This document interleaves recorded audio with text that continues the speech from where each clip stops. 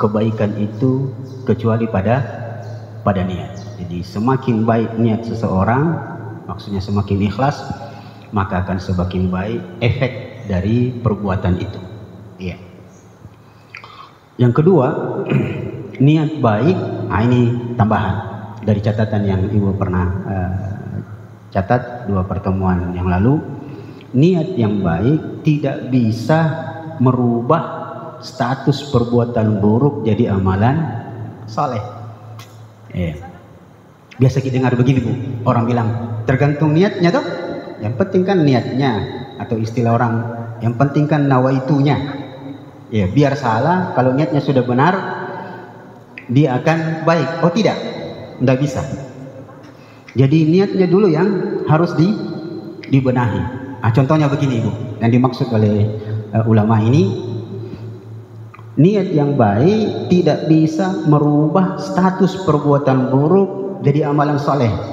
Contohnya adalah seperti yang kita pahami tentang Robin Hood. Pernah tahu Robin Hood? Atau kita di Indonesia namanya si Pitung. Itu kan dia mencuri. Niatnya adalah membantu orang-orang miskin. Itu tidak sah, tidak bisa disebut sebagai amalan soleh, tidak bisa. Tetap berdosa. Atau yang ini yang baru-baru, yang menjarah rumah Sahroni, yang katanya siang jadi Sahroni, malam jadi Sahrini. Tidak bisa. Dia menjarah, tetap perbuatan dosa, sekalipun dibilang itu uang rakyat juga. Oh tidak bisa.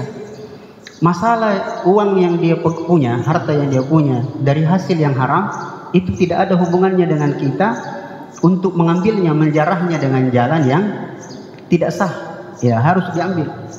Barang haram pun supaya dia bisa jadi halal, itu harus diambil dari jalan yang halal. Paham maksud saya? Jadi yang pertama, niat yang baik. Mau ke dulu. Dan ini ada dalam kisah Yusuf alaihissalam. Saya agak lupa di ayat berapa di surah Yusuf. Kayaknya di awal-awal. Ketika saudara-saudara Yusuf bersepakat untuk membunuh Yusuf. Apa kata saudara-saudaranya? Bunuh saja Yusuf. Bunuh. Nanti kalau dia sudah mati dan jauh dari bapak kita, kita jadi orang soleh. Itu tidak bisa. Tetap membunuhnya adalah perbuatan salah. Jadi tidak boleh orang bilang korupsi saja yang banyak. Nanti kalau kita bisa korupsi sampai 100 miliar, 50-nya kita serahkan, 50-nya jadi modal. Barulah kita pakai berdagang. Oh tidak bisa. Dia tetap sesuatu yang haram. Jadi niat yang baik tidak bisa merubah status perbuatan buruk menjadi amal saleh. Ini pentingnya niat. Yang ketiga, ikhlas syarat diterimanya sebuah amalan. Jadi niat di sini bermakna keikhlasan. Dia menjadi syarat diterimanya sebuah amalan. Jelas, Bu? Jelas ya? Baik. Yang berikutnya ini mungkin agak panjang. Yang keempat, bahwa niat tempatnya di hati. Izinkan saya untuk membawa Ibu ke ranah yang lain. Masalah fikih. Ibu kalau sholat tabe, kalau sholat masih usolli, sebelum takbir atau ihram masih usolli, masih ya. Itu apa fungsinya usolli? Itu adalah niat.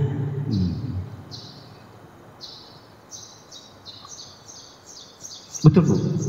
Jadi usolli misalnya salat isya, ya, usolli fardhu al-isya arba'ah rakaat mustaqbil al-qiblah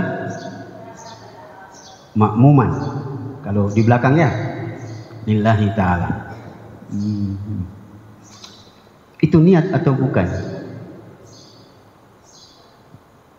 Ibu-ibu yang masih usolli itu usollinya apa? Apa fungsinya? Itu niat. Penegasan niat. Iya. Tapi berarti bukan niat.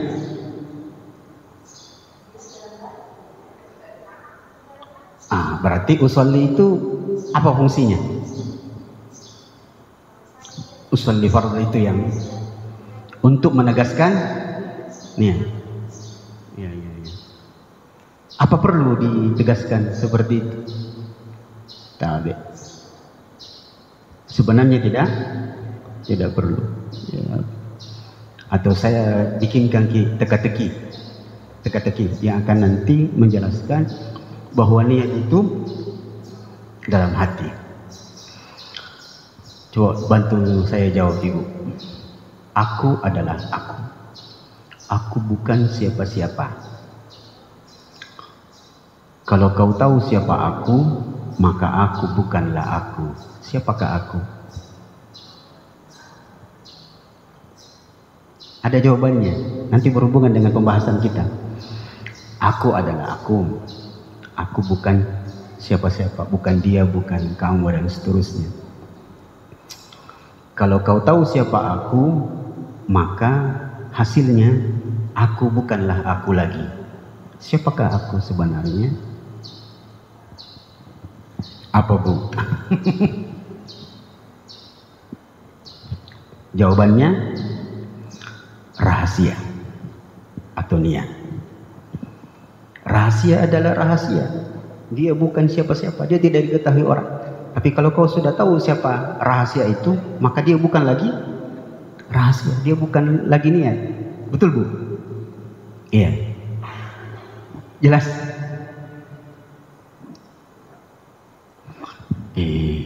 Ada rahasia aku, Bu. Mau saya sampaikan. Tapi jangan bilang-bilang. Jadinya dia bukan rahasia, karena dia sudah diberitakan. Dia adalah bentuk berita. Pendekatannya lagi. Ibu bayangkan besok ada acara arisan atau arisan keluarga.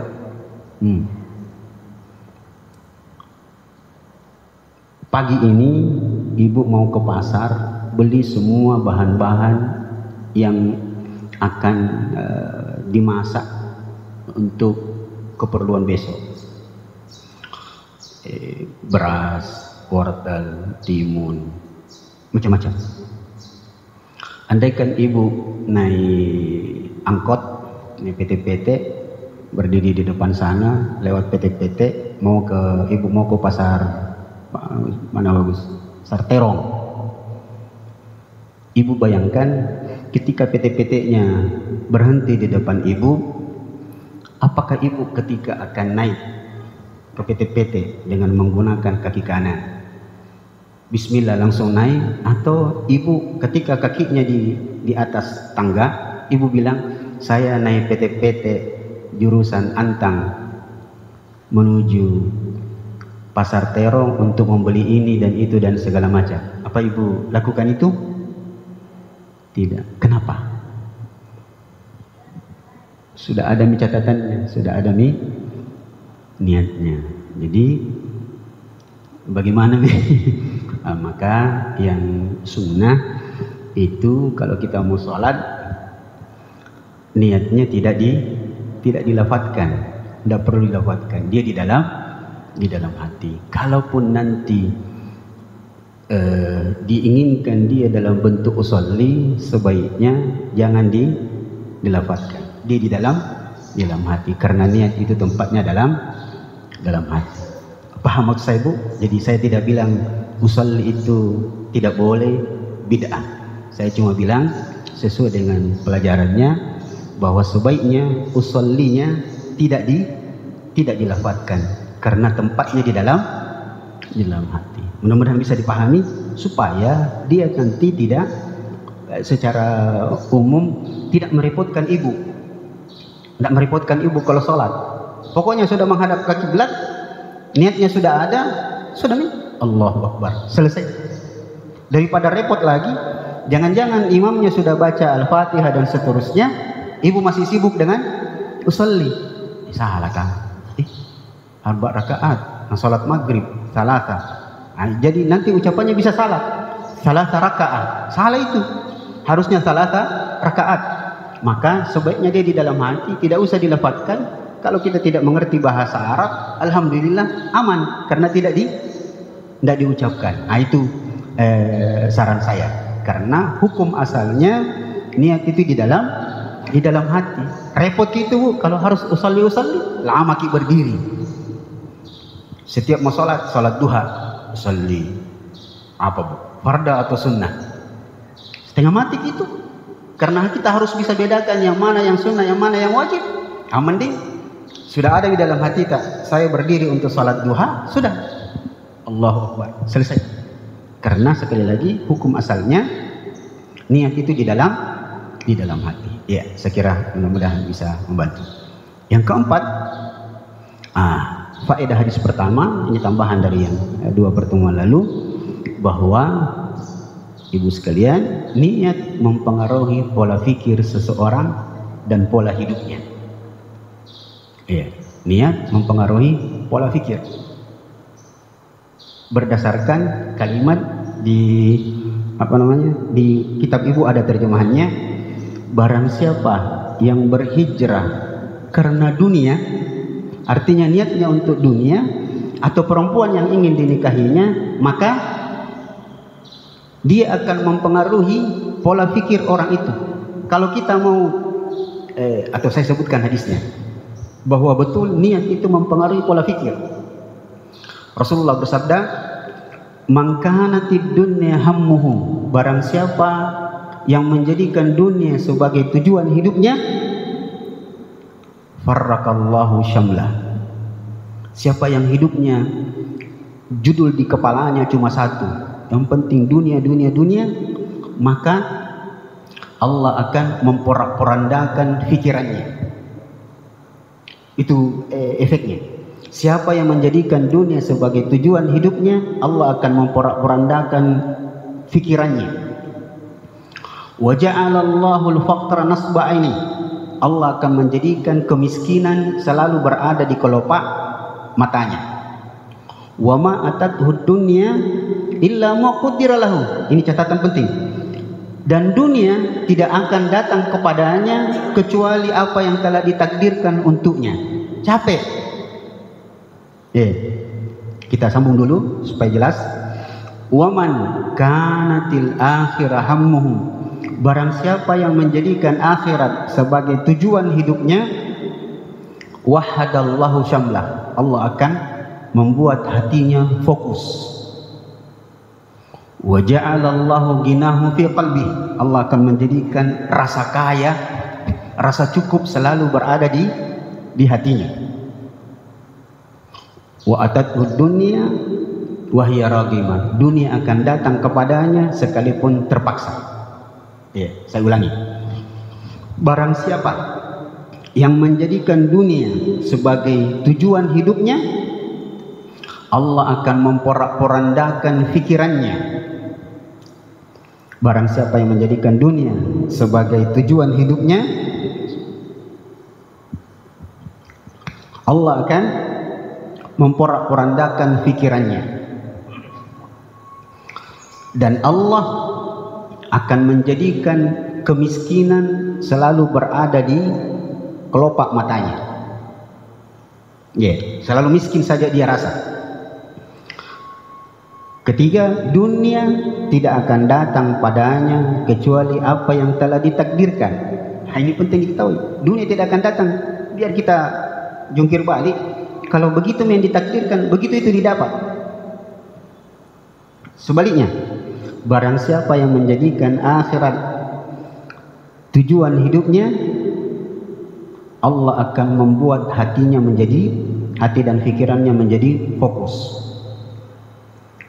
Yang kedua, Allah akan jadikan kekayaan selalu berada di hatinya, rasa kaya selalu ada di hatinya. dan dunia akan datang kepadanya sekalipun terpaksa. Ya, kita lihat faedah ini. Kalau kita perhatikan hadisnya, siapa yang menjadikan dunia sebagai tujuan hidupnya, Allah akan porak-porandakan pikirannya. Tidak fokus. Lihat nih orang sekarang, orang yang harta saja pikirannya, dunia saja pikirannya, itu tidak fokus dia, tidak fokus. Bagaimana caranya ini bisa dapat uang banyak? Nah, gaji bulanan cuma 5 juta. Tidak ada jalan lain. Korupsi. Nah, korupsi dia pun harus berpikir bagaimana caranya ini bisa, istilah orang Jawa, ditilep uangnya ini. Bikinlah kebohongan-kebohongan karena pikirannya tidak fokus. Dia harus bisa berbohong di sini, berbohong terus. Itu tidak fokus nanti jadinya. Iya, itulah yang akan merubah pola pikirnya. Orang yang pikirannya dunia terus, belok-belok. Jadilah dia korupsi dan tidak pernah merasa cukup. Apanya yang kurang itu pejabat-pejabat, harta triliunan. Iya, banyak sekali. Tetapi karena dunia tujuan hidupnya, maka Allah porak-porandakan pikirannya dan dia tidak pernah merasa puas. Sampai salah satu hasil dari pikirannya yang porak-poranda, dia membuat aturan-aturan untuk rakyat yang menyengsarakan rakyat, tapi dia pun sebenarnya harus berpikir keras. Ya, dibuatlah sistem bagaimana pajak bisa dinaikkan terus. Yang dengan pikiran ini, saya baru-baru dapat hadis yang dibuat tanggal 30 Agustus yang lalu. Hadis baru. Mau kita dengar hadisnya, Bu? Bekerjalah dengan sekuat mungkin sampai engkau sanggup membayar pajak,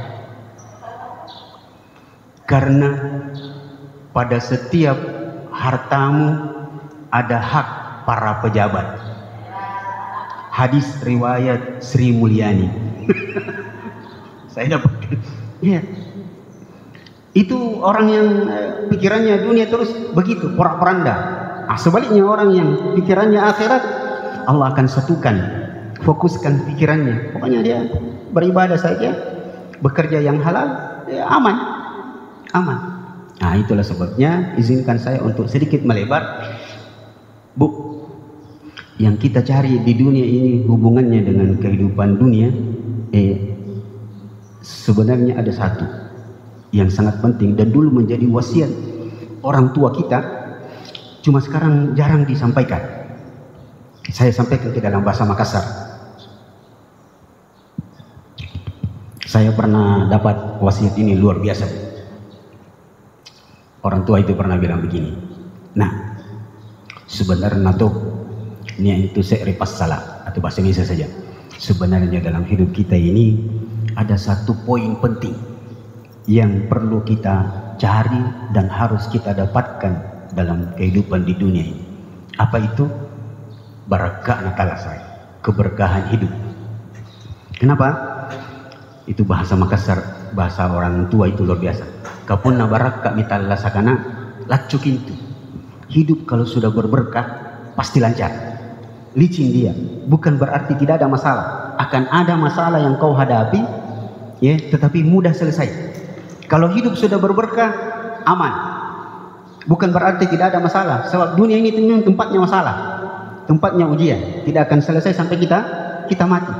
Jadi carilah satu poin penting dalam kehidupan, yaitu berkah. Berkah. Ya. Sebab kalau hidup sudah berkah, hidup ini akan lancar, akan mudah. Ya. Ada masalah, cepat selesai. Ya. Dia tidak gerasa gerus untuk menyelesaikannya. Dia bisa menyelesaikan dengan tenang karena dia sudah dinaungi dengan keberkahan.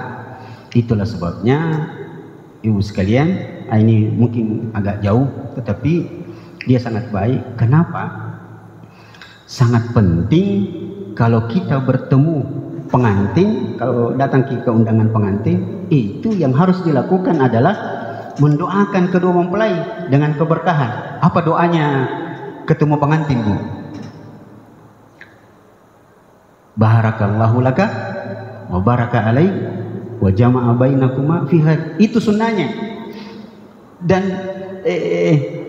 banyak yang tidak tahu. Sekarang orang ketemu pengantin, selamat nah. Ya lumayan lah kalau dibilang semoga samawah, sakinah mawaddah warahmah. Ya, banyak-banyak ya anakmu. Tapi dia lupa sunnah Nabi.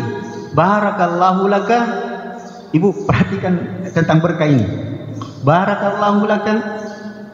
Semoga Allah memberkahi kehidupanmu yang baik-baik. Kalimat kedua penting. Wa baraka alaik. Semoga Allah memberkahi kehidupanmu sekalipun ada masalah. Itu penting. Dan itulah yang akan membuat kehidupan orang yang selalu didoakan keberkahan akan baik. Wa jama'a bainakum fi khair. Semoga Allah mengumpulkan kamu di dunia ini dalam keadaan baik dan di surga dalam keadaan berkumpul dengan keluarga. Ini yang penting.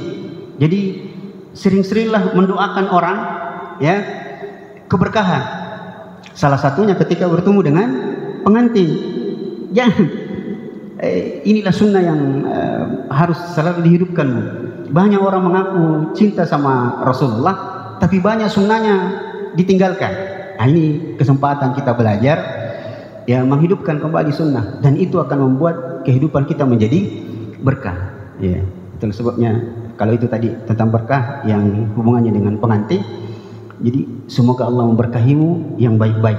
Kalau ada masalahmu, semoga Allah memberkahimu sekalipun ada masalah. Ya, saya diceritakan oleh seseorang tentang efek baiknya doa itu, doa keberkahan. Katanya, saya tidak tahu apakah dia main-main atau kisah nyata. Ada seorang suami pengantin baru. Ketika dia mau pergi kerja, dia titip sama istrinya, tolong buatkan saya palu marah. Tahu Bu palu marah? Iya. Pergilah dia, ternyata istrinya tidak tahu masak. Akhirnya dia telepon mamanya, bikin palu marah bagaimana caranya, ya. Tangan kanannya pegang telepon, tangan kirinya pegang apa ini Bu? Apalagi ini sendok-sendok itu. Sayangnya karena dia taruh begini teleponnya, dia tidak lihat yang dia ambil. Dikiranya pecing, ternyata garam. Dia tumpah terus, dia tumpah terus, dia tumpah terus. Pulangi suaminya, dia tahu bahwa itu keasinan. Suaminya datang, dia cicipi. Apa yang terjadi? Suaminya rasa asin sekali. Tapi karena kedua mempelai ini selalu dapat doa keberkahan, maka sang istri mengatakan, bagaimana Bapak? Atau mungkin sayang, bagaimana sayang? Enak di palu marahnya? Oh enak sekali. Kenapa bisa? Bohong Ki. Nah itu bukan palu marah kayaknya karena asin sekali. Apa dia bilang suaminya? Alhamdulillah, sebenarnya ku perenjaki itu bukan palu marah ku minta, memang palu cek lah. Itu efek keberkahan. Saya tidak tahu apakah itu bercanda, tapi kemungkinan ya itu benar, dan dia ingin menceritakan kepada kita efek keberkahan itu. Maka sering-seringlah mendoakan keberkahan. Begini juga Bu, ya ini masalah niat. Kalau ada yang kasih sesuatu, atau saya putar, kalau ibu disuguhkan makanan ke rumah orang lalu makan, ibu kalau sudah makan di rumah orang, pulang apa kita bilang sama tuan rumah? Terima kasih saja. Betul. Ini hadiah untuk Anda. Biasanya kita cuma bilang syukran. Padahal ada sunnah yang diajarkan oleh Nabi adalah barakallahu fi ta'amikum. Semoga Allah memberkahi makananmu, dan itu berefek. Itu berefek. Iya. Jadi kalau ada yang kasih benda apa saja, apalagi makanan, begitu dia kasih, kita ambil, kita doakan yang memberi. Semoga, minimal kalau bahasa Indonesia, semoga berberkah. Itu akan kembali ke kita. Kalau makanannya ini berberkah, maka dia akan memberikan keberkahan dalam tubuh kita. Dan sebaik-baik makanan adalah yang diberikan oleh orang yang soleh. Iya. Sebaik-baik makanan adalah orang yang diberikan oleh orang yang soleh. Jadi ibu-ibu pengajian, saya senang sekali kalau dikasih, tapi bukan kode keras ini maksudnya Bu ya.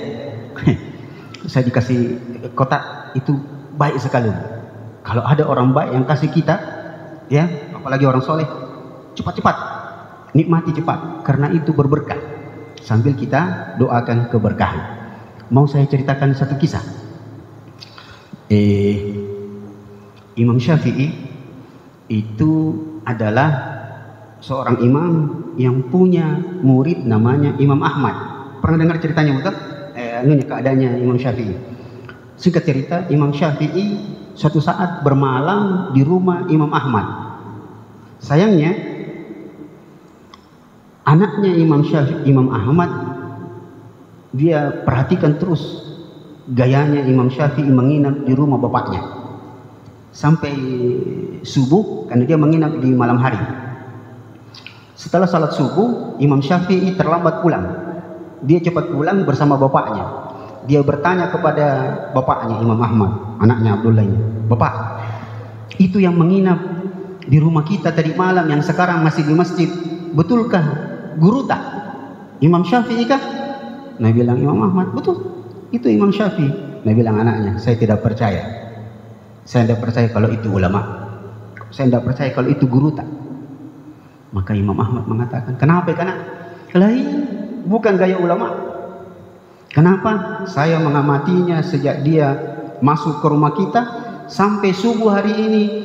Saya berkesimpulan 3 hal yang dia langgar, yang tidak mungkin dia ulama. Apa itu? Tadi malam Bapak, dia menginap. Saya perhatikan dia tidak bangun salat tahajud. Tidak bangun salat tahajud. Jadi anak masih kecil ini dia perhatikan ulama. Ulama tidak bangun salat tahajud. Tidak pantas ada ustaz tidak salat minimal witir 1 rakaat. Yang kedua Bapak, tadi malam saya perhatikan makannya banyak sekali. Banyak sekali makannya Bapak. Bukan gaya makannya ulama itu kalau banyak. Makannya ulama itu sedikit. Yang ketiga Bapak, kuliah gitu, pergi sholat subuh, mulai dari tadi malam tidak berwudu. Tidak berwudu. Mulai tadi malam setelah sholat isya dia masuk ke rumah kita, dia tidak berwudu sampai dia sholat subuh tadi. Bukan ulama itu. Coba lihat bagaimana Imam Ahmad seorang ulama menjawab anaknya. Dia bilang, "Sebentar, kalau dia pulang kau tanyakan langsung. Jangan saya yang jawab. Karena kalau saya yang jawab pasti saya bela. Karena guruku." Nah, ini pendidikan yang baik. Jadi kalau mau klarifikasi langsung ke orangnya. Jangan yang berputar-putar. Tambah banyak putarannya, tambah banyak tambahannya itu. Singkat cerita, isinya nanti stresinya. Pulanglah Imam Syafi'i. Dia bilang, "Imam, Tuan Guru, ini anakku mau bertanya." "Apa?" "Yang pertama, tadi malam Dedek kita itu tidak salat tahajud sampai subuh." "Loh, iya, tadi malam itu saya ketika masuk di kamar bapakmu yang saya tempati tidur tadi malam, saya merasa kamar bapakmu ini seperti perpustakaan. Akhirnya saya menulis masalah dan saya berikan jawabannya. Dalam satu malam lahirlah sebuah buku." Hebatnya ulama. Jadi saya habis waktu saya untuk menulis. "Oh, tapi yang kedua, Pak Ustaz, tadi malam makan tak banyak sekali." Tidak begitu caranya makan ulama. Itu terus terang. Dan pernah ada pendeta orang Belanda di dekat rumah Bu, di daerah Sero itu, pernah dapati bapak-bapak makannya banyak sekali. Namanya juga acara makan banyak sekali. Itu pendeta orang Belanda, saya diceritakan sama bapak pengurus masjid. Dia langsung tegur kita, "Sepertinya kalian bukan umatnya Muhammad." Padahal pendeta. "Kenapa?" "Tidak begitu caranya makan Muhammad. Nabimu itu tidak makan begitu caranya." Kembali ke Imam Syafi'i, "Kenapa? Saya lihat kita di malam banyak sekali kita makan." Dia bilang, hukum asalnya makan itu memang tidak boleh terlalu banyak, apalagi malam. Dan sekarang apalagi kedokteran sudah memberikan informasi kepada kita, jangan makan terlalu banyak kalau malam. Bahkan diupayakan jangan makan kurang dari 4 jam sebelum tidur. Apa jawab Imam Syafi'i? Di sini nanti stressingnya, saya itu makan banyak di rumah bapakmu ini, ya. Dan itu bukan kebiasaan saya, karena saya tahu makanan yang disuguhkan oleh bapakmu itu bersumber dari yang halal 100%, dan makanan yang halal itu mendatangkan keberkahan. Dan kalau makanan itu berkah, dia akan memberikan 2 efek baik, kecerdasan otak dan kelembutan hati. Ya, itu pentingnya. Jadi kalau ada ustaz yang kasih hadiah, tapi jarang kayaknya ustaz kasih hadiah ibu-ibu. Kalau ada orang baik yang kasih hadiah atau makan di rumah teman-teman pengajian, makan yang banyak. Makan yang banyak, Bu. Itu makanan berberkah itu. Ya. Bungkus bagus. Ya, karena makan itu hukum asalnya dibagi 3. 1/3 untuk makan, 1/3 untuk minum, 1/3 untuk bernafas. Itu kalau di rumah sendiri. Tapi kalau di rumah orang, sebaiknya dibagi 3, 1/3 untuk makanan, 1/3 untuk minuman, 1/3-nya lagi dibungkus. Nah, itu sudah. Yeah. Nah, kita kembali bahwa niat itu mempengaruhi pola pikir seseorang. Kalau niatnya buruk, itu akan membuat pikirannya kan berubah-ubah, ya, dan ke arah yang buruk. Pola hidupnya juga kan menjadi buruk. Nah, ini Ibu sekalian faedah dari hadis pertama sebagai tambahan. Sampai di sini ada pertanyaan Ibu sekalian? Ada pertanyaan? Kita lanjut ke hadis yang kedua.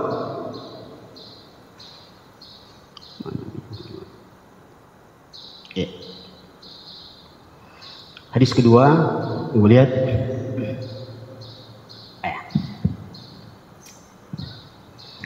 Kita baca. Wa an ummil mu'minin ummi Abdillah Aisyah radhiyallahu anha. Dari ibunya orang-orang beriman, Ummu Abdillah Aisyah radhiyallahu anha. Qalat, beliau berkata. Begitu Bu terjemahnya? Nah, sekarang sebelum kita lanjutkan hadisnya, ada beberapa pelajaran. Ummul Mukminin, apa maksud Ummul Mukminin, ibu-ibu sekalian? Kenapa istri Nabi, istri-istri Nabi disebut Ummul Mukminin, ibunya orang-orang beriman? Ibu? Jawabannya adalah karena istri-istri Nabi setelah Nabi meninggal, mereka janda, tidak boleh dinikahi oleh siapapun. Makanya disebut sebagai ibunya orang-orang beriman. Sebab semua jandanya Nabi haram dinikahi oleh orang lain selain Nabi. Itu rahasianya. Kenapa disebut Ummul Mukminin? Yang kedua, ya, kenapa haram dinikahi? Kenapa haram dinikahi? Ya, karena sebagaimana anak tidak boleh menikahi ibunya, maka begitulah istri-istri Nabi. Dia berstatus ibu-ibu kita. Tidak boleh anak menikahi ibunya. Ya, dan nanti di surah Al-Mujadilah, ya, nanti diceritakan tidak boleh seorang anak menikahi ibunya, termasuk ibu mertuanya. Tidak boleh. Tidak boleh laki-laki menikahi mertuanya. Tapi ini terjadi. Baru-baru Bu, kisah, kalau saya tidak salah, di Pindrang. Dia nikahi mertuanya. Dia menikah dengan seorang gadis, lalu dia selingkuh dengan mertuanya, hamil. Mertuanya, akhirnya dia ceraikan istrinya dan dia nikahi mertuanya. Saya heran dengan Pak Hakim di sana, kepala KUA. Kenapa dia bisa nikahkan? Tidak boleh. Tidak boleh. Menikah dengan saudara, mengumpulkan dua saudara kandung, tidak boleh. Itu terjadi di Lombok. Ini semakin aneh dunia. Ya. Yang sebelumnya di Pinrang itu ada di Jawa, ya. Baru 1 minggu selesai akad nikah, dia kemudian jatuh cinta kepada mertuanya, akhirnya selingkuh. Nah, ini tidak boleh. Nah, kita kembali. Jadi Ummul Mukminin diberi gelar istri Nabi karena mereka semua tidak boleh dinikahi oleh siapapun setelah Nabi meninggal. Nah, yang kedua, ada hikmah di baliknya yang jadi pelajaran untuk kita, bahwa saya bentuk pertanyaan. Tidak apa-apa, belok-belok begini Bu ya. Kalau ada seorang perempuan, kan istri Nabi semuanya janda kecuali satu. Jadi semua wanita yang dinikahi Nabi dulu statusnya janda, kecuali Aisyah, satu-satunya wanita yang dinikahi dalam keadaan masih perawan. Nah sekarang ibu, saya bertanya sama ibu, kalau ada perempuan wanita menikah lebih dari 1 kali, nanti di akhirat, di surga, dikumpulkan dengan siapa? Suami pertamanya atau suami berikutnya? Nah ini ilmu fikih. Katakanlah semuanya orang soleh, semuanya orang soleh. Ada seorang laki-laki, seorang wanita menikah, kemudian meninggal suaminya, berstatus janda, kemudian dinikahi lagi oleh laki-laki berikutnya, katakanlah 2, akhirnya meninggal, berarti dia 2 kali menikah. Kita bicara janda yang ditinggal mati ya, bukan janda yang dicerai. Kalau cerai lain lagi masalahnya. Kalau cerai berarti pasti tidak ketemu dengan suaminya. Sekarang jandanya adalah janda yang ditinggal mati. Nah, sekarang dia 2 kali menikah. Di surga nanti dia dikumpulkan dengan siapa? Suami pertamanya atau suami terakhirnya? Oh ya? Kenapa Bu suami terakhir?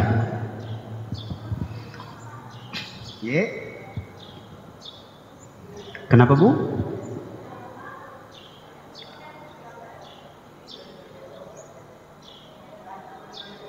Bagaimana kalau 3? Berarti suami yang terakhir. Pendapat itu betul berdasarkan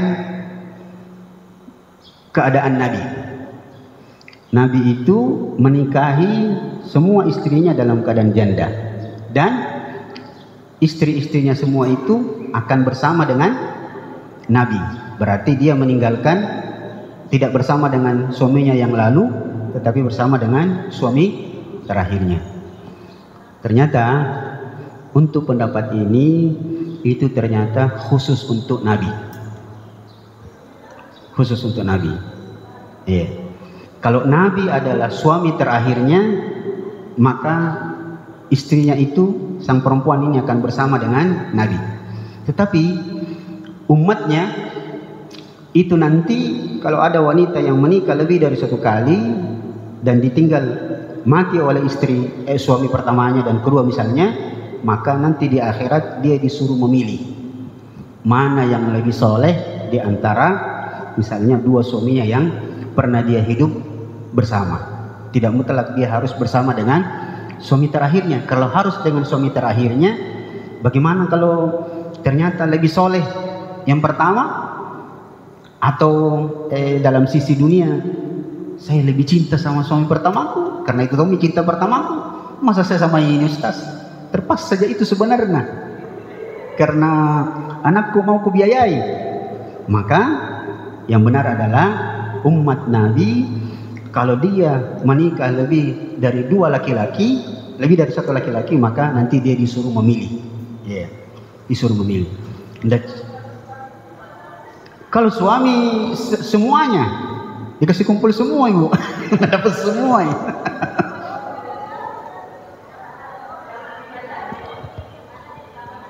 Bu, kita tahu berapa istrinya laki-laki nanti di surga? 70 Bu. Iya. Dia bagi protes. Memang begitu. Ah, itu kan di dunia, Bu. Di akhirat lain ceritanya. Di akhirat lain cerita. Lain. Dan tidak usah mengatakan tidak cemburu gitu, Ustaz. Tidak. Tidak ada rasa cemburu nanti di sorga. Sebab sebelum kita masuk sorga, kita nanti akan dikumpulkan di depan pintu sorga. Jadi tidak langsung masuk, tidak langsung masuk. Dikumpulkan di depan pintu sorga setelah melewati sirat. Dan kita itu kan lewat sirat. Sorga di mana, Bu? Di atas tak? Neraka di mana? Di bawah. Ya, jadi ini membantah yang sholat buka tangan kanannya, assalamualaikum, tangan kanan, ke kiri buka tangan. Pernah lihat? Assalamualaikum warahmatullahi. Assalamualaikum warahmatullahi. Saya pernah tanya bapak-bapak, kenapa begitu Pak? Dia bilang, nisung ke surga ya, dibuka ke surga ya. Terus bapak buka tangan kiri, apa dibuka? Nisung ke tong neraka ya. Salah paham. Neraka itu bukan di samping kiri, dia di bawah. Nah, sekarang ketika nanti kita melewati sirat, selesai dari sirat, di situ disebutkan kita akan dikumpulkan di depan pintu surga. Lalu Allah mencuci hati kita. Dalam Al-Quran saya lupa di surah apa ini. Wa naza'na ma fi qulubihim min ghillin ikhwana. Akan kami cabut rasa cemburu di dalam hati-hati penduduk surga. Jadi tidak ada lagi. Nah, hebatnya salah satu caranya nanti, Ibu, kan kita nanti berkumpul di surga ya. Tetapi Imam Al-Qurtubi mengatakan di surga nanti yang dibawa tidak naik ke atas. Yang di atas yang turun bertemu dengan teman-temannya, kerabatnya. Untuk membedakan status orang-orang yang ada di surga itu, ya, balasan atas perbuatan baiknya. Nah, itu ibu sekalian. An Ummil Mukminin, itu ceritanya. Berikutnya kita lihat Ummi Abdillah, ibunya Abdillah. Ini namanya ibu kunyah, kunyah. Ya. Jadi menisbatkan diri kepada anak. Ya. Saya misalnya anak pertama saya namanya Namira, maka saya Abu Namira. Tapi sebaiknya dinisbatkan kepada anak laki-laki. Nah, sekarang pertanyaannya, apa Aisyah punya anak? Tidak punya, tetapi beliau menisbatkan dirinya kepada Abdullah. Padahal Abdullah itu tidak ada orangnya. Ini memberikan bukti bolehnya ibu-ibu dan sebaiknya itu memiliki kunyah. Dan itu dalam bahasa Makassar itu biasa digunakan istilah Pak Daengan, Daeng Tonji, Daeng Pakja, Daeng Keknan dan seterusnya, Daeng Kanang. Yang biasanya itu Pak Daengan itu dalam bahasa Makassar itu dinisbatkan kepada perilaku atau warna kulit atau wajah dan seterusnya. Kalau dia Daeng Pakja itu biasanya kalau wajahnya manis dan seterusnya. Jadi sangat baik ibu-ibu menggunakan ummu ini, Ummu Abdillah, Ummu Hasan, itu supaya membuat orang mudah memanggil ibu, mudah memanggil. Jadi tidak memanggil namanya langsung. Kalau Makassar Daeng Pakja itu lebih halus, supaya juga nanti istri kalau memanggil suaminya dia tidak panggil namanya, dia panggil Pak Daengannya. Nah, itu atau dengan kunyahnya.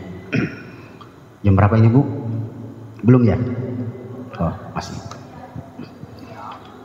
Ya? Kenapa Bu? Jam 9. Oh iya, belum tahu jam 10. Tapi tidak capek ya Bu? Tidak aja? Baik. Saya ada penyakit, tidak 1 pekan, 2 pekan sudah agak sering kering lagi bibir. Rasulullah bersabda, yaghzu jaisul Ka'bah. Nanti ada satu pasukan yang akan memerangi, membela Ka'bah, bendera Ka'bah. atau memerangi Ka'bah. Fa idza kanu bi baida minal ardi, kalau suatu saat mereka sampai di satu tempat, yukhsafu au bi awwalihim wa akhirih. Jadi nanti ada satu pasukan yang akan menyerang Ka'bah. Lalu suatu saat dia berada di satu tempat di dekat pasar, lalu Allah menghancurkan mereka, merobohkan mereka, jadi ditenggelamkan ke dalam tanah. Apa kata Aisyah? Ya Rasulullah, wahai Rasulullah, bagaimana itu? Masa ditenggelamkan semua ke bumi, padahal di tengah mereka ada pasar yang di situ pasti ada orang yang bukan bagian dari orang-orang buruk itu. Maka apa kata Rasulullah? Yukhsafu bi awwalihim wa akhirihim thumma yub'atsuna ala niyatihim. Semuanya dimusnahkan, dijatuhkan ke bumi, tetapi nanti di hari kiamat dibangkitkan berdasarkan niat-niatnya. Nah, dari sini Ibu sekalian, mari kita lihat pelajarannya. Mari. Ini. Yang pertama, hendaknya kita menghindari pertemanan dengan orang yang buruk. Nah, itu sangat penting. Jadi usahakan jangan masuk dalam komunitas orang yang buruk, karena kalau kena musibah, kena juga. Yeah. Jadi menghindari pertemanan dengan orang yang buruk. Yeah. Berteman dengan orang baik belum tentu baik, belum tentu jadi baik, tapi efek baiknya ada. Ya Bu ya. Tapi berteman dengan orang buruk hampir 100% buruk. Hampir 100% buruk. Yeah. Jadi hati-hati berteman. Nah, maka ibu-ibu, berita gembiranya untuk ibu sekalian, bersyukurlah ibu-ibu bikin komunitas seperti ini, karena sebenarnya dengan masuk dalam komunitas seperti ini, ibu-ibu, itu sebenarnya ibu-ibu telah menentukan dan memilih orang-orang yang akan mengurus jenazah Anda nanti. Jadi kita cari teman seperti ini, itu berarti kita sudah memastikan, ya paling minimal kita sudah memilih siapa orang-orang yang akan mengurus jenazah Anda nanti. Nah, itu penting. Ya. Jadi hindari pertemanan dengan orang-orang yang buruk. Ya. Ya.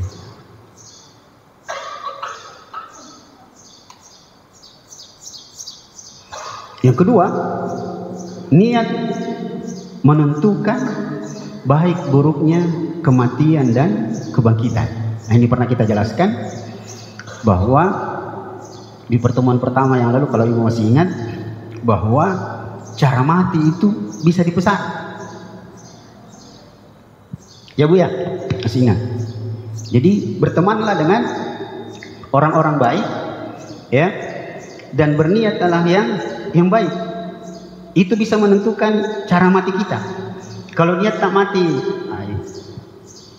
yang pokoknya mati biasa saja. Kalau mati mah paling. Nah, itu akan begitu. Tapi kalau kita niat, saya berniat dan meminta kepada Allah semoga saya dimatikan dalam keadaan husnul khatimah. Salah satu misalnya dalam keadaan baca Quran. Ya. Ada anak remaja yang mahasiswi 21 tahun, semester 5, itu meninggal dunia pas khatam Quran.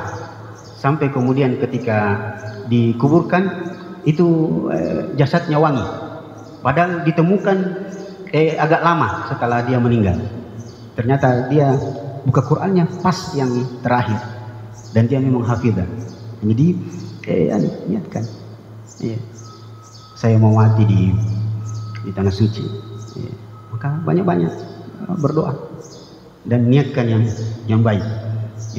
Nah, seperti itu. Yang cuma yang menyedihkan ini yang satu, tapi kisahnya juga luar biasa ujungnya.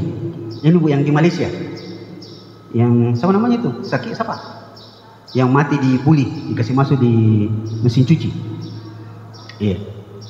Yang pelakunya ini hebat Malaysia. semua pelakunya ditembak mati, hukumannya tembak mati. Dan itu harusnya begitu sebenarnya hukum. Kita di Indonesia ini kalau ada kejahatan yang diperlihatkan adalah caranya berbuat jahat. Ada orang mencuri, ditangkap pencurinya, justru disuruh reka ulang. Jadi pelajaran untuk orang lain. Harusnya yang diperlihatkan ke khalayak adalah hukumannya. Mencuri, potong tangan. Itu orang bikin jerah, bahaya. Makanya di Arab Saudi itu ketahuan orang. Pencuri ini pernah mencuri. Sekarang tidak. Justru nalatiki. Ada orang mati karena membunuh 10 orang. Nah kasih tahu begini caranya, begini caranya. Reka ulang, harusnya tidak usah. Harusnya diperlihatkan adalah hukuman. Kembali ke sini bahwa niat menentukan baik buruknya kematian dan kebangkitan berdasarkan hadis tadi. Mereka semua dihancurkan, tapi nanti ketika dibangkitkan itu akan berbeda keadaannya. Yang pastinya kembali ke awal bahwa hindari pertemanan dengan orang-orang yang buruk. Maka yang ketiga, azab bisa menimpa orang baik jika dia berada di tempat yang salah. Jelas? Apa di antara ibu tidak pernah dapat masalah, musibah? Baik. Pernah dengar pertanyaan begini, Bu?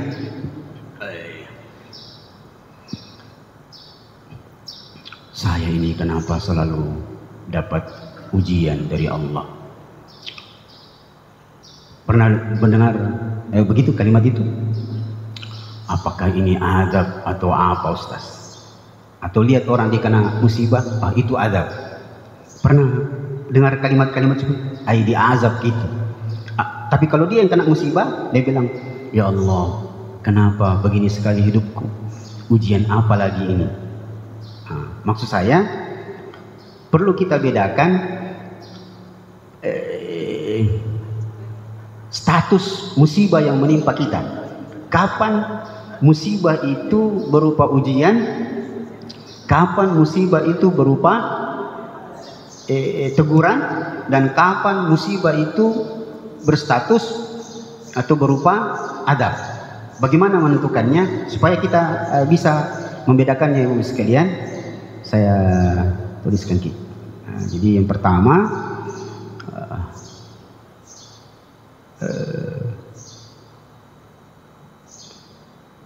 ini musibah, Bu ya, supaya bisa jelas.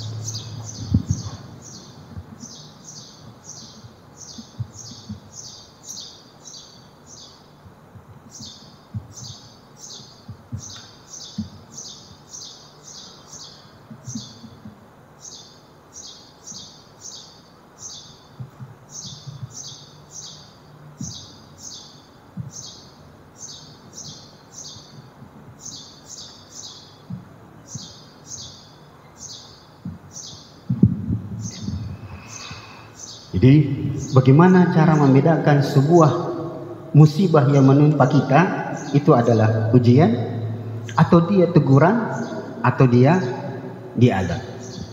Nah, yang pertama, supaya kita bisa nanti merekah, bahkan memastikan ini yang menimpa saya ini diuji kayak ini, atau ditegurkah, atau memang azab ini? Begini caranya. Musibah itu akan berupa ujian jika menimpa orang baik,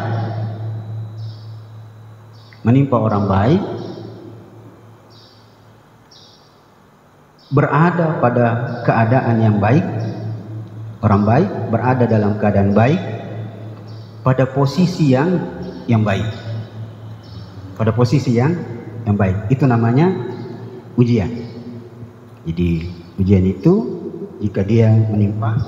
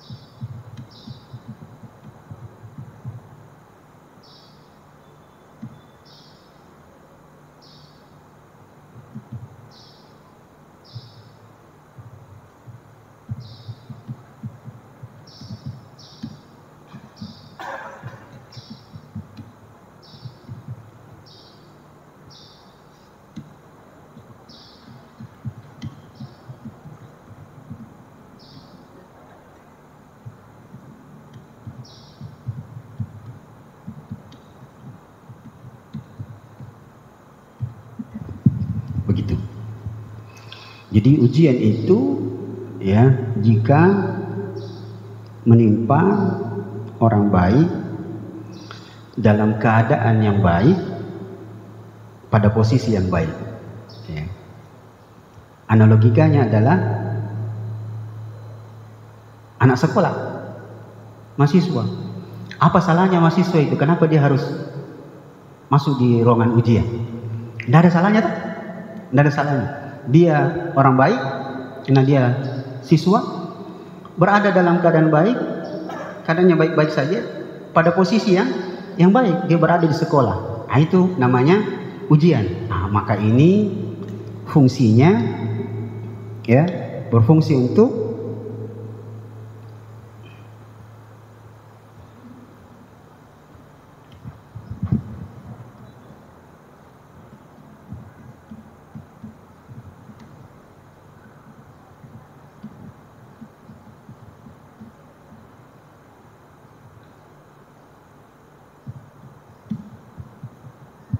ini, Ibu. Jadi ujian itu jika menimpa orang baik dalam keadaan yang baik pada posisi yang baik, fungsinya adalah mengangkat derajat dan menghapus dosa. Ya, orang pergi anak sekolah ujian untuk mengangkat levelnya, naik kelas, ya, dan menghapus dosa-dosanya. Yaitu kalau anak sekolah menghapus kesalahannya yang lalu sudah tidak dihitung lagi karena dia sudah berada di level yang di atas. Nah, itu ujian. Ya. Jadi kalau dapat masalah, lihat maki, Anda orang baik, sayangnya berada dalam posisi yang kurang baik. Berarti itu teguran. Tapi kalau baik-baik lagi, ya, terus dapat masalah, itu namanya ujian. Ya, dan memang harus dipahami bahwa hidup ini memang ujian, ya Bu ya. Ya, banyak ujiannya. Ya, kalau banyak cucian namanya laundry. Ya. Ya. Jadi apa yang sering dikatakan orang kalau dapat musibah, ya Allah, ujian apa lagi ini? Tunggu dulu. Orang baik kok Kak, sampai mengatakan ini ujian. Jangan-jangan itu teguran. Kenapa begitu terus? Ya. Dan hebatnya agama kita mengajarkan dosa itu tidak akan langsung dicatat sebagai dosa sampai orang itu berada di sore hari, di maghrib, di malam hari. Jadi salah satu kebaikan agama kita, dalam hadis disebutkan kalau ada orang bikin dosa di pagi hari, itu tidak langsung dicatat sebagai dosa, ditunggu sampai maghrib. Kalau di maghrib dia tidak berdosa, tidak bertobat, barulah dicatat sebagai sebuah dosa. Jadi kalau mau bikin dosa, siang-siang, siang-siang. Tapi pastikan Anda masih hidup sebelum maghrib, ya, maghrib. Ya, itulah sebabnya berdosa di malam hari itu lebih besar bobotnya daripada bikin dosa di siang hari. Karena orang itu beraktivitas di siang hari. Dan Allah sebut sendiri, wa ja'alna an-nahara ma'asya wa ja'alna al-laila libasa. Malam itu waktu istirahat, jangan bikin dosa. Begitu. Yang kedua, kapan musibah itu berupa teguran adalah jika dia menimpa orang baik pada posisi yang kurang baik. Kita orang baik tapi ikut-ikut ada orang melakukan keburukan, ada di situ, ya, bukan penjara, tapi ada di situ, kena kamera, pegang sesuatu di rumah jarahan, padahal kita orang baik, maka itu teguran. Jadi kalau ada sesuatu yang tempat yang tidak baik, jangan hadir di situ, jangan hadir, hindari, itu ditegur, jangan di situ lagi. Nah, yang ketiga adalah azab. Azab ini salah satu keutamaan umat Muhammad adalah kita itu tidak mengenal adab. Tidak ada adab yang diturunkan kepada umat Muhammad, ya, dengan syarat dua. dengan syarat dua, yaitu Nabi masih ada. Karena Nabi sudah tidak ada, kita masih punya senjata satu. Kalau tidak mau kena adab, yaitu selalu beristighfar. Itu dalilnya di surah Al-Anfal. Wa ma kana Allahu yu'adzibuhum wa hum yastaghfirun. Saya cari kaki di surah Al-Anfal ayat berapa ya?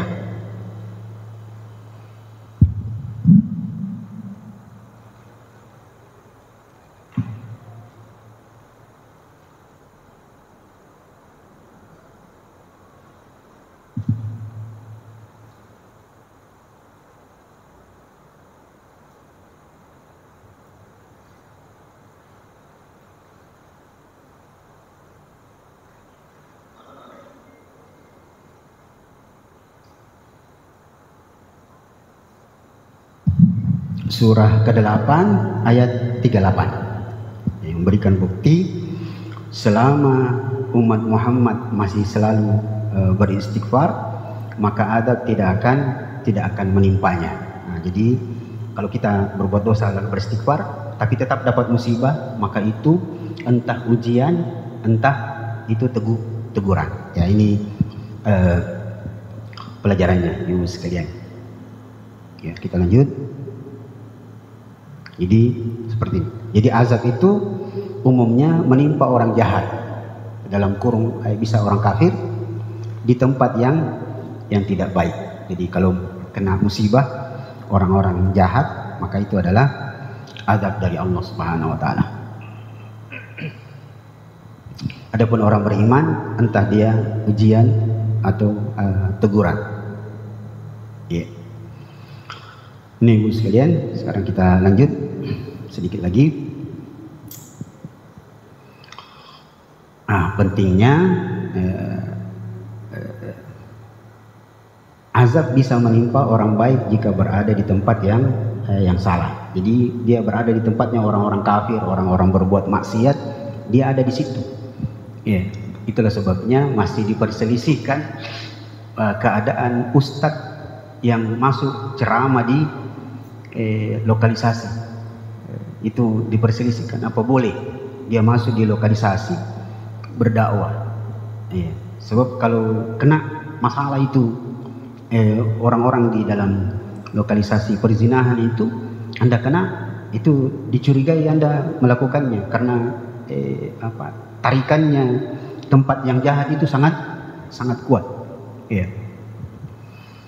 Yang berikutnya, hadis ini memberikan pelajaran pentingnya berdakwah. Jadi, dan berdakwah tidak mesti harus ceramah seperti ajak orang ke tempat-tempat yang baik. Ayo gabung kita dengar pengajian, duduk-duduk. Kalaupun sudah tahu, minimal kita duduk berada di tempat-tempat yang baik, kita dapat pahala.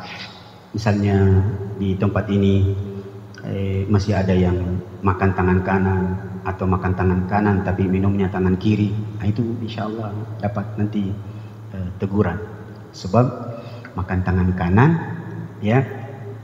itu sunnah, bahkan wajib, dan minum juga harus dengan tangan kanan, nggak boleh. Sebab Bu,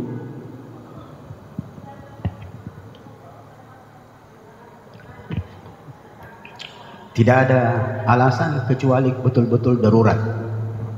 Anak itu atau orang itu memang tidak ada tangan kanannya yang membantu dia untuk bisa menggenggam. Saya biasa perhatikan masih banyak saudara-saudara kita yang minumnya pegang botol. Seperti ini, begitu ditegur, minum tangan kiri namanya.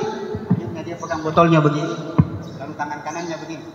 Itu tetap minum tangan kiri. Ini.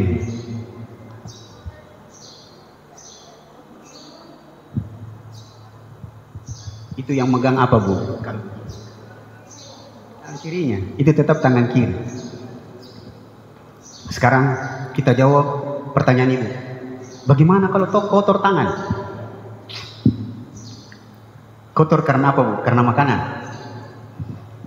Memegang botol atau memegang gelas itu tidak mesti begini. Kan bisa begini. Dan yang kotor tangan tak Bu? Kalau saya tidak mengerti kalau ada orang yang makan sampai telapak tangannya juga kotor. Nah, itu makanya makan anak-anak atau gaya orang Arab. Orang Arab itu Bu tidak tahu makan tangan, tidak tahu cara makan yang baik. Dia itu orang Arab begini Bu, seperti anak-anak. Nah kasih begini baru kasih begini. Maka kotor, orang Arab begitu makannya. Karena orang Arab itu kalau makan lebih banyak dagingnya, ayamnya daripada nasinya. Maka dia itu kalau makan seperti makan songkol loh. Kasih begini-begini dulu, baru kasih begini. Nah maka kotor. Itu pun tetap ada cara untuk makan minum dengan tangan kanan. Ya dilap-lap dulu, baru di. Nah sekarang jadi masalah kotor Ustaz. Hei, itu Bu, botol tak, apalagi botol, kalau sudah minum, dibuang atau dicuci lagi? Dibuang, maka biarkan saja dia kotor. Ya kan? Masa pirinta kotor begitu rela, tapi tidak rela gelasnya kotor. Ah itu jauh lebih baik karena ada di pengalasnya loh. Kan banyak Ibu, tabe, ini kayaknya agak keras. Yang mana lebih Ibu sukai?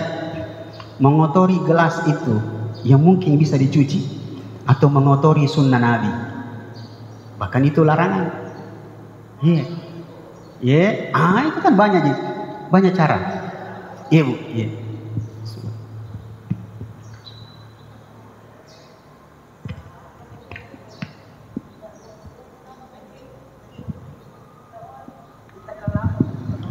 Iya.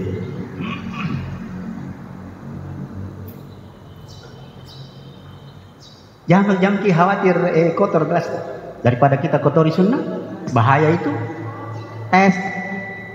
Assalamualaikum warahmatullahi wabarakatuh. Iya. Waalaikumsalam. Pak Ustaz, kebetulan salah satu anak saya itu kidal. Iya. Kidal, apapun itu dominan melakukan sesuatu dengan kiri. Dia selalu dilatih kanan untuk makan, hanya makan memegang gelas atau makan kanan. Tapi seluruh aktivitas lebih banyak dominan kiri. Suatu saat dia pergi sekolah di taman kanak-kanak terus harus nulis. Dan ketika dia menulis kiri ditegur sama gurunya. Itu tangan jelek, tangan kiri tangan tidak baik. Nah, saya langsung ke sekolahnya di Atirah ya waktu itu. Saya bilang tangan kiri dan kanan itu berpengaruh dengan otak kiri dan otak kanan, dan itu mempengaruhi kecerdasan anak, antara logikanya dan artnya itu kalau tidak salah setahu saya.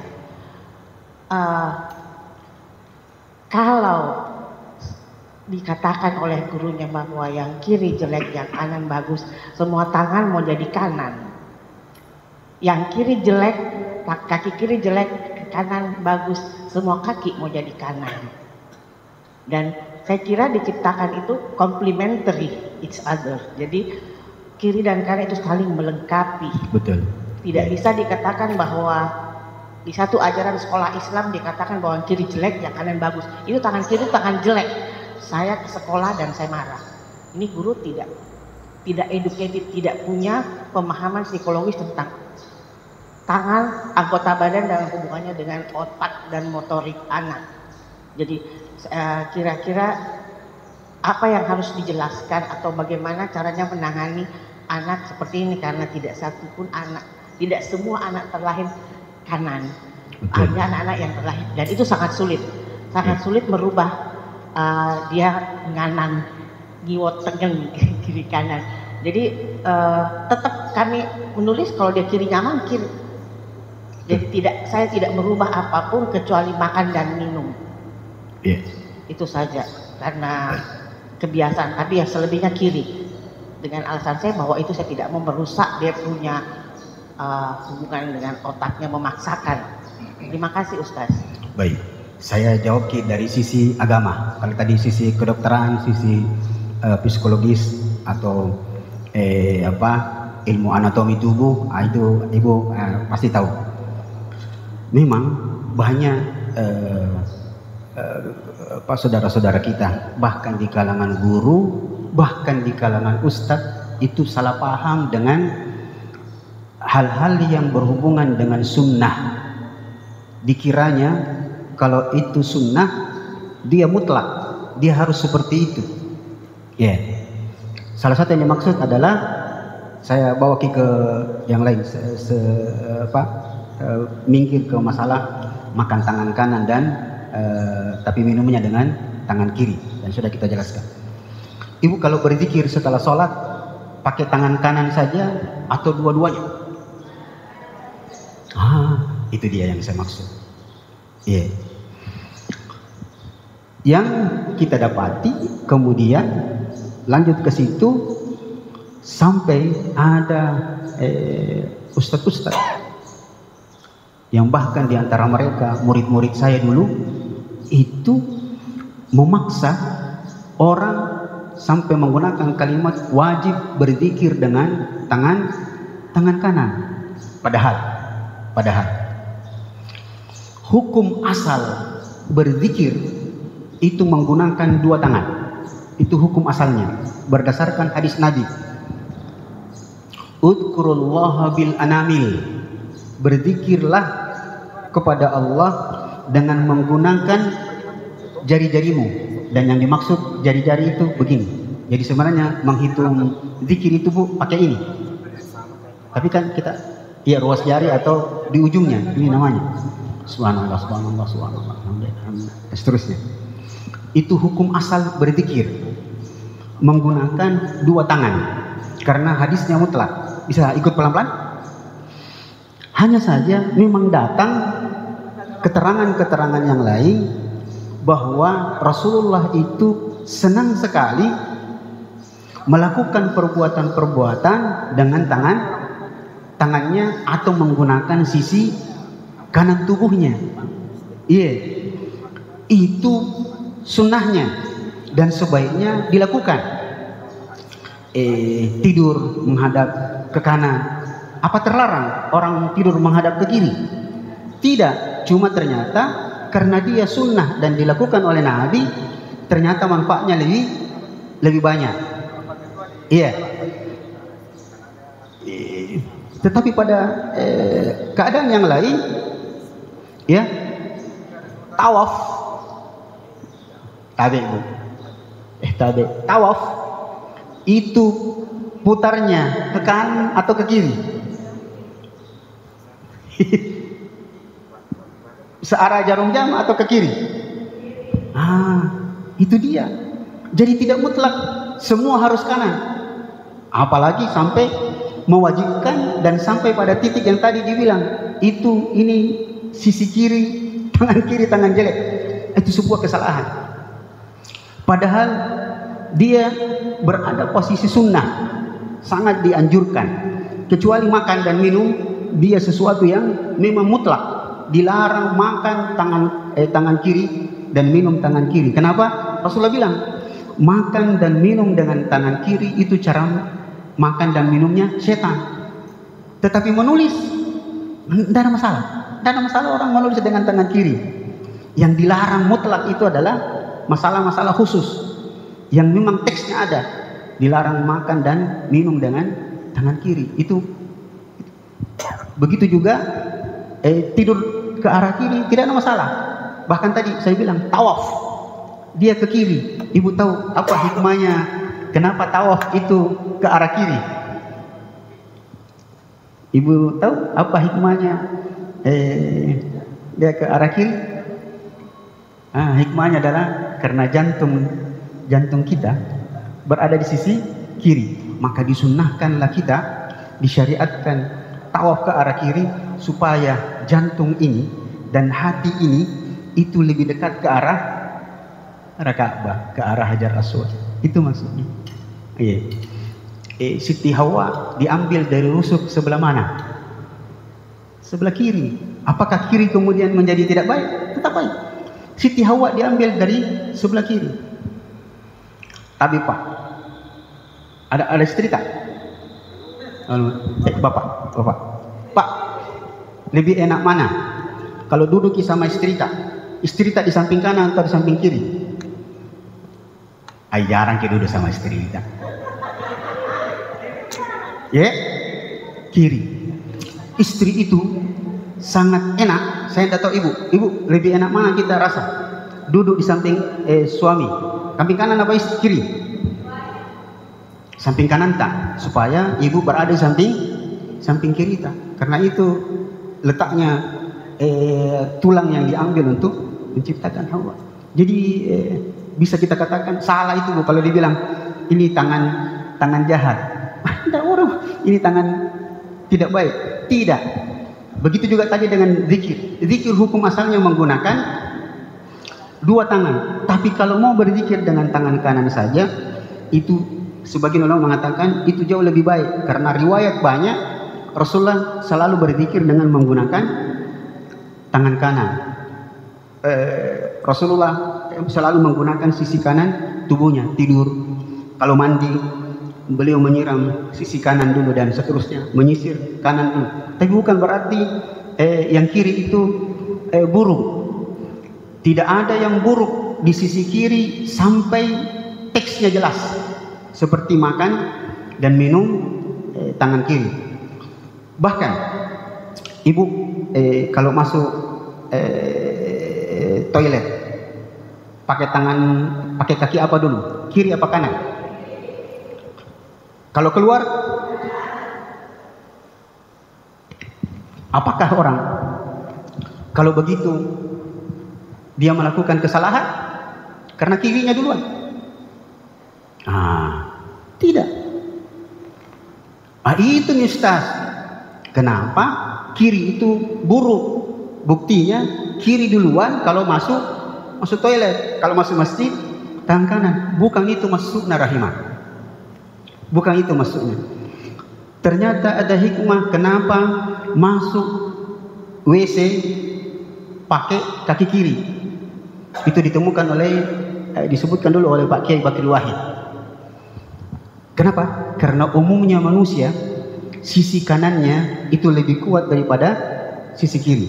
Sedikit sekali yang sisi kirinya lebih kuat dari kanannya. Itu orang-orang tertentu.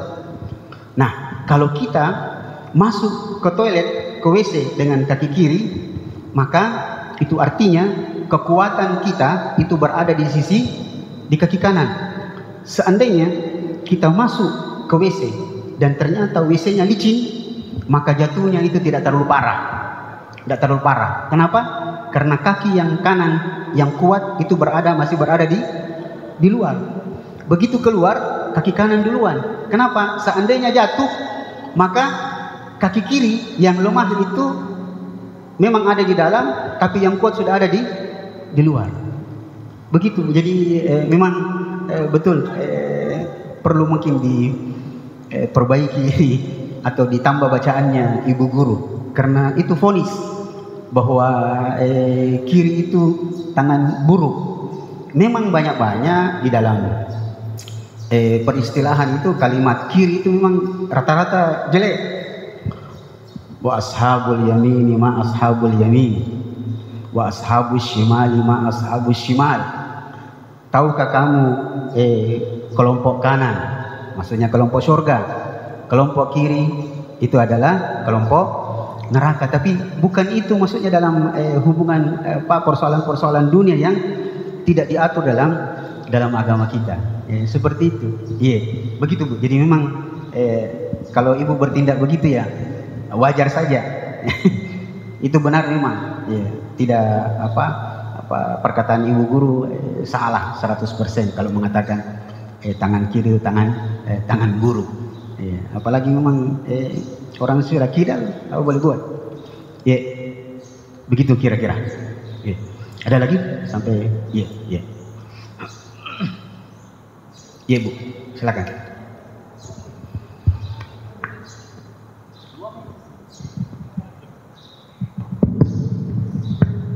Assalamualaikum warahmatullahi wabarakatuh. Waalaikumsalam warahmatullahi wabarakatuh. Ustaz, menyambung poin keempat tadi tentang pentingnya dakwah, saya mau menanyakan apakah di zaman Rasulullah itu ada pendakwah wanita atau ustazah gitu ya yang aktif berdakwah di kala itu.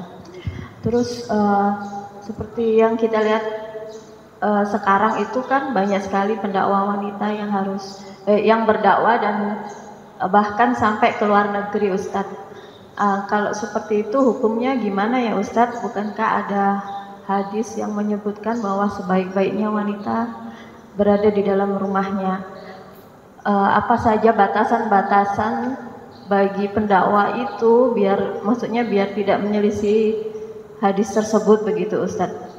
Yeah. Jadi misalnya keluar safar, keluar kota atau keluar negeri, terus anak suaminya ditinggal dalam jangka waktu beberapa lama begitu. Bagaimana kalau seperti itu Ustadz? Syukron. Wassalamualaikum warahmatullahi wabarakatuh.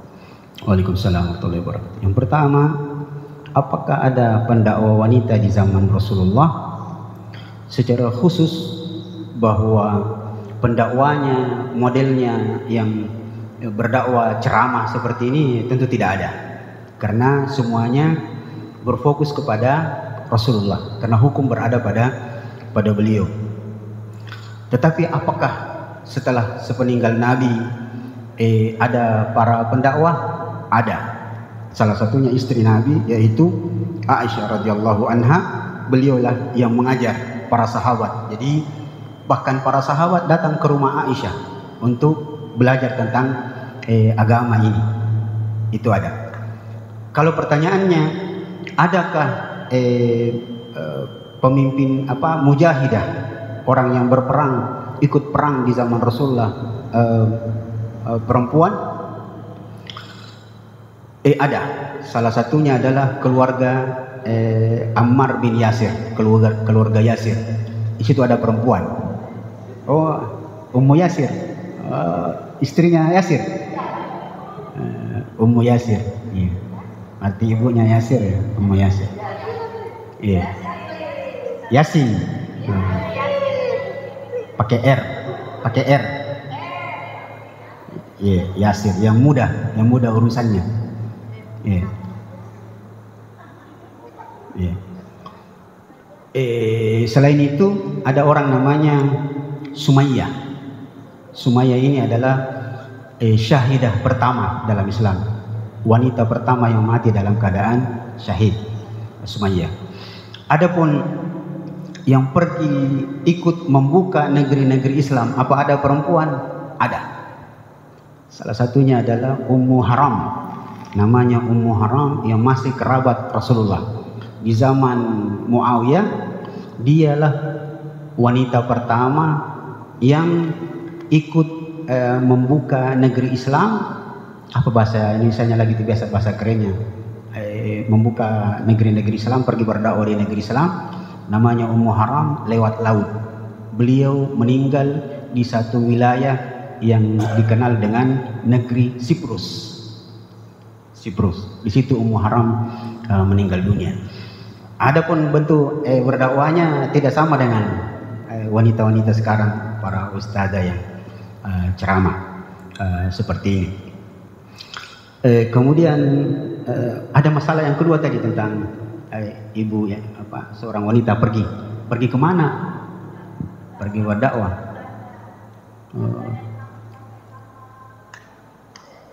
Nah itu dia, itu bermasalah memang, sebab wanita itu tidak boleh bersafar sendiri jika safarnya itu sehari semalam. Tidak halal bagi seorang wanita bersafar sendiri tanpa mahram lewat sehari semalam, perjalanannya sehari semalam. Nah, bagaimana kalau pergi umrah, Ustaz? Banyak sekarang orang pergi umrah tanpa mahramnya. Nah, maka itu dibolehkan dengan syarat. Salah satunya pendapat Imam Malik yang mengatakan boleh seorang wanita bersafar tanpa mahramnya jika dia bersafar dengan kumpulan wanita-wanita solehah untuk melakukan perbuatan yang baik. Jadi misalnya ibu-ibu satu kelompok ini pergi umroh, maka itu boleh tanpa ditemani mahramnya, karena bersafarnya ke tempat yang jelas, yang baik untuk ibadah dan bersama orang-orang wanita-wanita yang solehah. Maka sebaiknya ibu ustazahnya merujuk lagi ya tentang kaidah-kaidah larangan seorang wanita untuk bersafar lebih 1 hari 1 malam atau jarak safar tanpa ditemani mahram. Iya, paling dia boleh bisa bawa anaknya kalau sudah sekitar 10 tahun itu sudah boleh jadi mahram. Ya, 10 tahun ini sudah balik. Iya, Allah. Bahkan 7 tahun itu sudah mahram. Iya, laki-laki 7 tahun sudah mahram. Makanya boleh anak laki-laki yang kecil umur 6 tahun 7 tahun boleh jadi imam. Boleh jadi imam. Karena dia sudah balik. Iya, begitu kira-kira. Iya. Iya. Iya.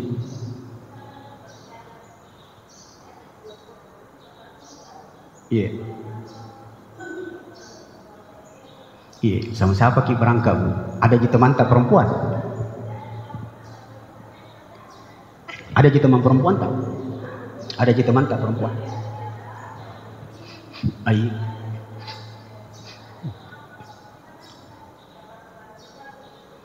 Iya. Ayo. Betul. Iya. Banyak-banyak beristighfar. Ya, laksanakan tugas tak dengan baik sesuai dengan amanah. Ya, apa yang kita langgar dari sisi syariat banyak-banyak kita beristighfar, dan salah satunya selain beristighfar bayar kafarat. Hasil bayar kafarat bukan wajib, tapi sebaiknya bersedekah dengan hasil yang kita dapatkan dari perjalanan tugas itu. Nanti berapa masukkan ke masjid, bawa air.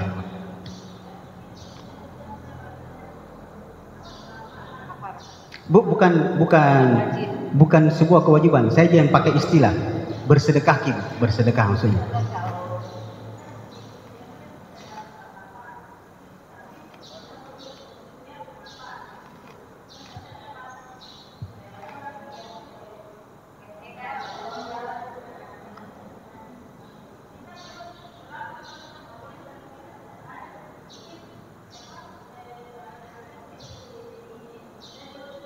Bersedekah sama ibu.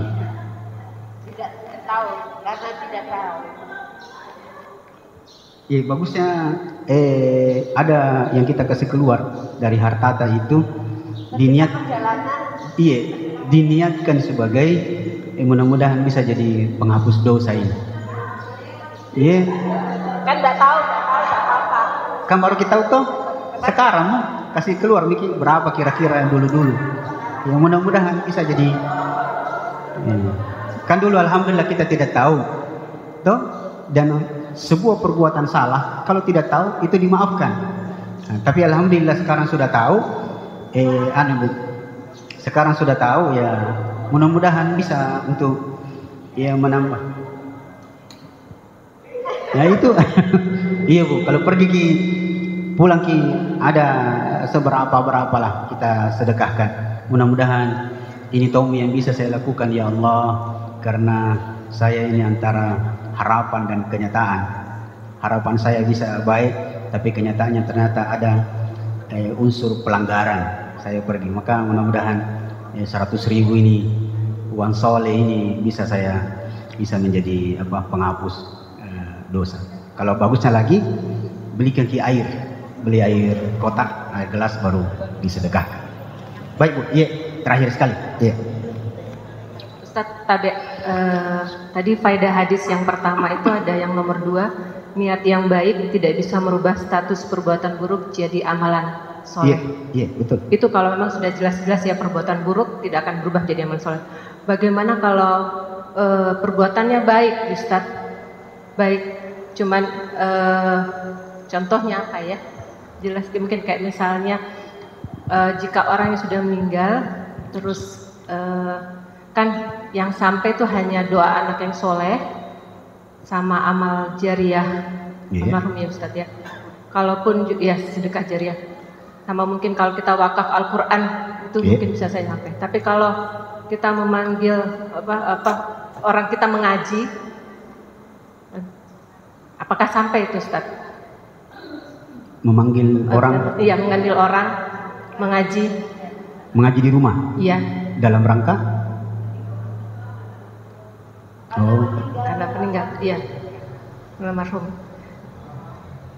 Iya, itu kan niatnya baik itu Ustaz ya. Bagaimana? Jadi setelah perbuatan itu perbuatan baik, tapi bagaimana ya menjelaskannya ya? Atau mungkin seperti misalnya ibadah atau amalan yang diadakan itu misalnya Ustaz ya. Baik. Mungkin paham mungkin maksud pertanyaan saya Ustaz. Baik. Saya jawab dari celutukan Bapak. Apakah perbuatan itu doa dari orang lain sampai ke si mayit? Semua doa yang disampaikan, baik itu keluarga ataupun orang lain, pasti sampai. Iya, itu kalau doa iya Ustaz. Iya. Selain yang selain tentang orang yang meninggal, kan ada juga biasa beberapa istilahnya bukan kita makanya ya, yang kedua ke inti pertanyaannya, mengumpulkan orang datang di rumah untuk mengaji. Iya. Tujuannya pasti mendoakan. Iya. Tetapi ada satu selipan biasanya, tapi pada umumnya datang orang mengaji supaya nanti pahala mengajinya orang ini. Iya. Itu yang jadi masalah. Iya. Itu yang masalah. Kalau dia disuruh datang mengaji untuk ya beribadah mengaji, kemudian disuruh mereka berdoa, mendoakan si mayit, maka dipastikan sampai. Sekarang yang jadi masalah adalah perbuatan itu. Dia mengaji, yang pahala mengajinya itu dia mau sampaikan ke, itulah yang diperselisihkan ulama, dan umumnya yang perbuatan itu tidak kena. Dan yang paling keras adalah penolakannya adalah Imam Syafi'i. Beliau mengatakan dengan dua dalil yang sangat jelas dalam ayat wala taziru waziratun wizra ukhra. Seseorang akan menanggung perbuatannya sendiri dan tidak bisa ditanggung oleh orang lain. Dalam ayat yang lain, walaisa lil insani illa ma sa'a. Setiap orang hanya akan mendapatkan jerih payahnya. Maka kalau dia mengaji tapi tujuannya pahala mengajinya ini langsung diserahkan, maka itu tidak ada dalilnya. Itu yang diperselisihkan ulama, dan umumnya mengatakan tidak sampai yang begitu-begituan. Tidak sampai. Kenapa? Karena tidak pernah dicontohkan yang pertama. Yang kedua, bagaimana mungkin Anda, ini maksudnya kepada orang itu, mengaji, antum langsung serahkan ke apa Anda tahu bahwa pahala mengaji itu sampai? Tidak. Maka yang benar adalah kalau sudah mengaji, diundang mereka kumpul di rumah mengaji, sudah itu lebih bagus diminta kalau sudah mengaji, baca doa doakan kebaikan dan ampunan untuk almarhum atau almarhumah. Itu jauh lebih selamat. Jadi kalau mau istilahnya selamat dari perselisihan yang cukup tajam, apakah sampai perbuatan orang hidup kepada orang mati, lebih bagus dia dirubah menjadi bentuk doa. Ya Allah, Engkau tahu bahwa bacaan Quran ini ya saya ikhlas membacanya. Untuk itu saya memohon dengan keikhlasan saya ini yang Engkau lebih tahu, saya mohon ampunkan dosa-dosa almarhumah, berikan dia tempat yang layak, yang baik di sisimu. Itu jauh lebih aman dan jauh lebih selamat. Itu perbuatan-perbuatan yang dilakukan oleh orang hidup yang bentuknya seperti tadi sulit. Beda kalau sedekah. Kalau sedekah dia jelas, ini uang saya sedekahkan atas nama si mayit. Itu jelas karena dia bersedekah. Tapi kalau amalan yang berhubungan dengan yang gaib, yang tidak ada kepastiannya bahwa Anda Siapa yang bisa, istilahnya bahasa, siapa yang bisa pastikan bahwa Anda tadi baca Quran itu ikhlas?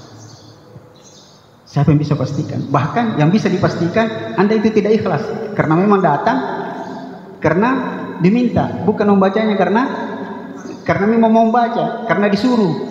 Itu yang pertama. Siapa yang bisa menentukan bahwa Anda tadi itu berpahala? Tidak ada yang bisa tentukan. Katakanlah berpahala memang, karena namanya baca Quran pasti berpahala. Tapi siapa yang kasih tahu Anda bahwa ya bacaan Anda yang berpahala itu ketika Anda transfer langsung ke orang mati sampai atau tidak? Nah, cuma kadang-kadang dipakai bantahannya menggunakan logikanya Gus Dur. Ada logikanya Gus Dur begini.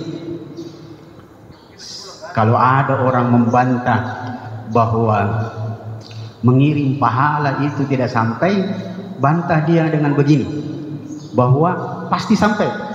Buktinya dia sampai karena belum pernah ada berita ya kiriman doa itu, kiriman pahala itu balik lagi. Itu berarti dia sampai, karena tidak ada berita dia balik lagi. Padahal bisa dijawab dengan logika. Berapa banyak peristiwa orang ngirim barang tidak sampai ke tujuan dan tidak kembali ke pengirim. Nah, jadi supaya lebih aman itu tadi, orang yang sudah mengaji itu minta dia dengan penuh keikhlasan ya mendoakan si mayit.